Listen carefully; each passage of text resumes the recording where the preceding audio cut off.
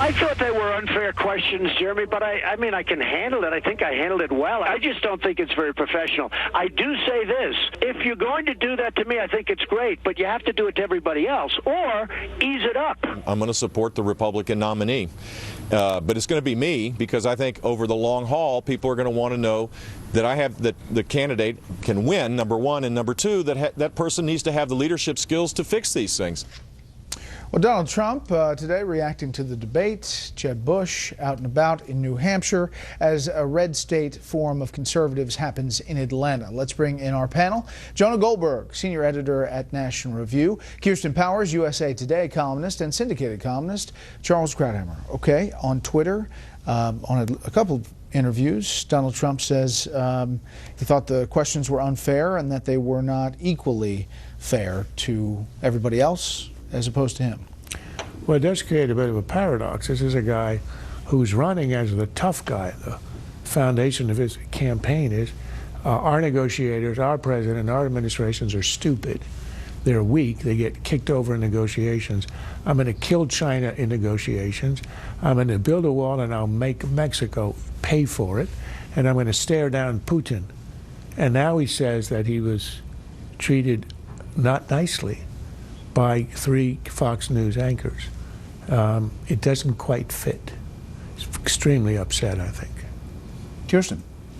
The questions were absolutely fair, and he's the front runner. The front runner always gets more questions, and rightly so. There was nothing, he's being asked about verbatim quotes that he made. If he can't answer those kinds of questions, then he shouldn't be running for president. There was absolutely nothing unfair about it. It was extremely professional, and if you went back to any debate, the front runner has always been treated that way, or at least should be being treated that way. I would argue, Jonah, that a lot of those questions were tough to a lot of those candidates. I mean, I think every one of those questions in that opening round about electability dealt with that candidate's vulnerabilities and what could cause him not to get the nomination. Yeah, look, I mean, I'd say for the first hour, every single one of those guys got some rough questions.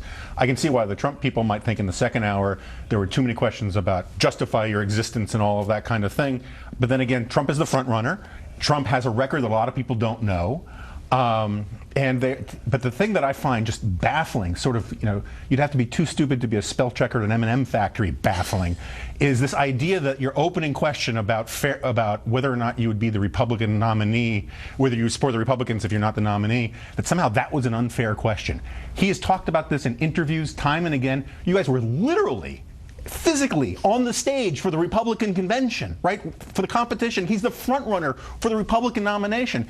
And he has hinted and joked and teased that he may run a third party, and it's unfair to ask him about that? That is bizarre beyond words. And yet all day long, Twitter's blowing up with people saying how this was an unfair question. I think it is ridiculous.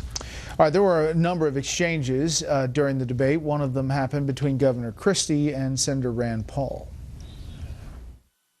I want to collect more records from terrorists, but less records from other people. How are you supposed to know, Megan? Use the Fourth Amendment. How are you supposed Use to? the Fourth No, I'll Amendment. tell you how you get a warrant. When you're sitting in a subcommittee just blowing hot air about this, you can say things like that. Here's the problem, Governor. You fundamentally misunderstand the Bill of Rights.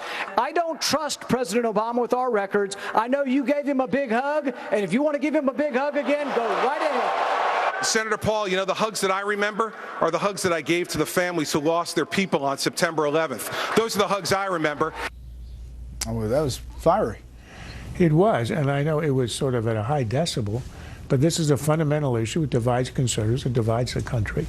And I thought what was amazing in this forum, 10 candidates with one Trump that everybody had assumed would be the focus of this, and you ended up with several really substantive debates, like over NSA and security. There was another one about entitlements. There were several about immigration.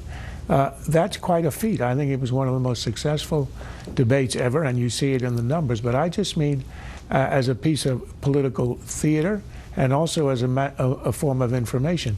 10 candidates and actually having the drama and the gripping, compelling stories that you saw, that's remarkable. And I think that's why there was such a huge audience. Yeah, speaking of the audience, we had the two debates, the one at 5 to 6 with Bill and Martha. 6.1 million people watched that. That would have been the second highest primary debate viewership behind Orlando last cycle. And in the primetime debate, 24 million people tuned in. Yeah. And it's interesting because a lot of people are saying, well, everybody was tuning in for Donald Trump, but I think the other number sort of undermines that argument a little bit. It would suggest that people are really interested in this election, and that frankly I think that the Republicans have a really good field. I think that there was a lot of anticipation to see who's going to kind of pop in these different debates, and then with the first debate, Carly Fiorina emerged as such a star, that I think that they both ended up just being really fundamentally good, interesting, informative debates. Speaking of Carly Fiorina, she was at Red State today, continued her efforts and talking about Hillary Clinton. And in order to win, we're going to have a nominee who throws every punch, who will not ever pull her punches. We're going to have a nominee who will point out Hillary Clinton's lack of accomplishment. We're going to have a nominee who points out that she is not trustworthy. And yes, indeed, as I told Chris Matthews over and over again last night on MSNBC, she did lie about Benghazi, she did lie about her emails, and she did lie about her server. Jonah, she continues to gain a lot of attention. She does. I should do a quick full disclosure thing. My wife worked with Carly Fiorina on her last book. She does not work for her now, and my views are my own. But that said, coming out of the 5 o'clock debate, I was thinking that maybe she would actually emerge as the star and the most talked about thing over the evening. Certainly, it's not a bad place for her to be in a position where everyone's saying, wow, you really should have seen Carly Fiorina last night. I mean, that is a good buzz place for her to be. She might have been drowned out on that stage with all the screaming and all the attention on Trump. So I think she came out of this really well. She still needs the fundraising and to build up the campaign more, but she's in a good place.